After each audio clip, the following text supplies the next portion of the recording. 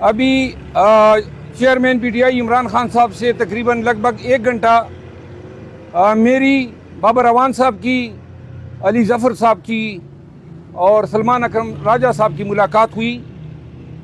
علی ظفر صاحب تھوڑے تاخیر سے آئے۔ ملاقات میں ہم نے کیسز کے حوالے سے گفت و شنید کی۔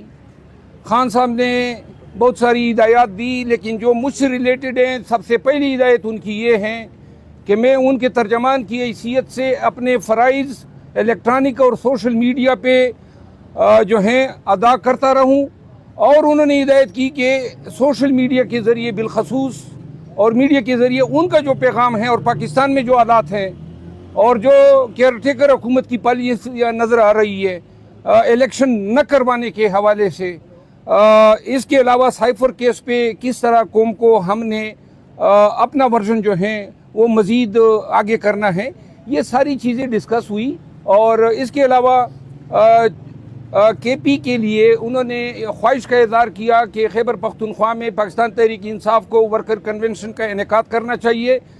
ڈاکٹر بابر اعوان صاحب جو ہمارے لیگل ٹیم کے سینئر وکیل ہیں، ان کو اور مجھے، چونکہ ہم دونوں کور کمیٹی کے ممبرز ہیں، انہوں نے کہا کہ کور کمیٹی میں یہ بات جو ہے اٹھائی جائے اور شیڈول جو ہیں جاری کروا کے سب سے پہلے کے پی میں کنونشن کرائے جائے۔ انہوں نے اس خواہش کا بھی اظہار کیا کہ پاکستان تحریک انصاف جو ہیں اس کو جو مصلحت کے تحت جو پالیسی ہیں اب ان سے تھوڑا آگے جا کے پیچھ پہ کھیلنا چاہیے۔ انہوں نے میری اس ٹویٹ کی تائید کی جو میں نے ایک آئینی منصب رکھنے والے ایک شخص کے حوالے سے دیا تھا۔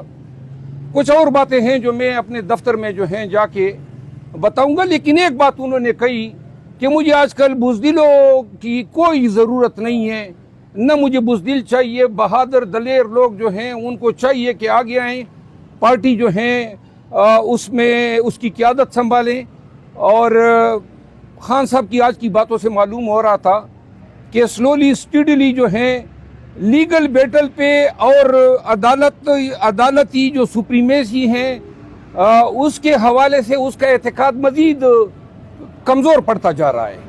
ہم نے بابر اعوان صاحب نے خان صاحب کو اپنے تجربے کی روشنی میں بھی بریف کیا، اور کچھ پالیسیاں جو ہیں ہم نے نئی وضع کرنی ہیں، اور انشاءاللہ خان صاحب کی ہدایات کے تحت انہوں نے یہ کہا ہے کہ عمیر نیازی ایڈوکیٹ کو ان کے پاس بھیجا جائے تاکہ وہ احکامات جو ہیں متعلقہ کوارٹرز کے لیے بھجوا سکیں۔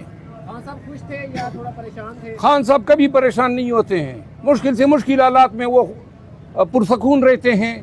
آج کی ان کی باتیں انتہائی سنجیدہ تھی، اس کی باتوں میں سنجیدگی تھی، اور جو ہے وہ اس کی فیلنگ سے مجھے احساس ہو رہا تھا کہ وہ اب چاہتے ہیں کہ کور کمیٹی اور پاکستان تحریک انصاف جو ہیں اس موجودہ جو خول اپنایا ہوا ہے اس کو ترک کر دیں اور کچھ ایکشن کی طرف جو ہیں۔ ان کو پتہ چل گیا کہ عمران ریاض صاحب رہا ہو گئے؟ جی یہ بتایا گیا۔ جی یہ بتائیے گا کہ جو اٹک جیل میں انہیں سہولیات دی گئی تھی اور یہاں جو سہولیات ہوئی، کیا فرق ہے؟ فرق یہ ہے کہ خان صاحب کے بقول اٹک جیل میں ان کی پوزیشن ٹھیک تھی، یہاں پہ جو ہیں فی الوقت ان کو واک کی جگہ جو ہیں وہ نہیں دی جا رہی ہے۔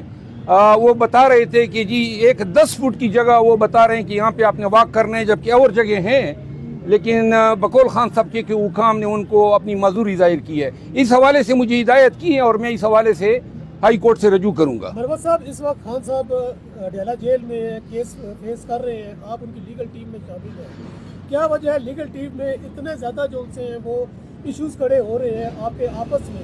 جب آپ کے آپس میں ایشو ہیں تو آپ جو جیل کے اندر آپ کے ہیں اس کے لیے فائٹ کیسے کریں؟ اس پہ کافی گفتگو اسی پہ ہوئی، اور اس کی وجہ یہ ہے کہ جس شخص کو لیگل ٹیم کے معاملات سونپے گئے ہیں وہ وکیل نہیں ہے۔ تو آج میں نے ان کو کہا ہے کہ جی بلکہ ریکمینڈ کیا ہے کہ جی معاملات کسی ایسے شخص کو دیں جو ان تمام اختلافات کو اور لوگوں کے جینون کنسرن کو جو ہیں وہ پرچ کر سکے۔ دوسری بات، اور یہ میرا بھی بیانیہ تھا اور یہ بابر اعوان صاحب نے بھی یہی بات کی اور خان صاحب اس سے اگری کر گئے ہیں۔ دوسری بات یہ ہے کہ خان صاحب کو یہ اندیشہ ہے کہ سائفر کیس کو بھی توشاخانہ کیس کے طرز پہ چلایا جائے گا اور اسی طرز اور تیز رفتاری سے جو ہیں ان کو سزا دینے کی کوشش کی جائے گی. Thank you. Thank you G.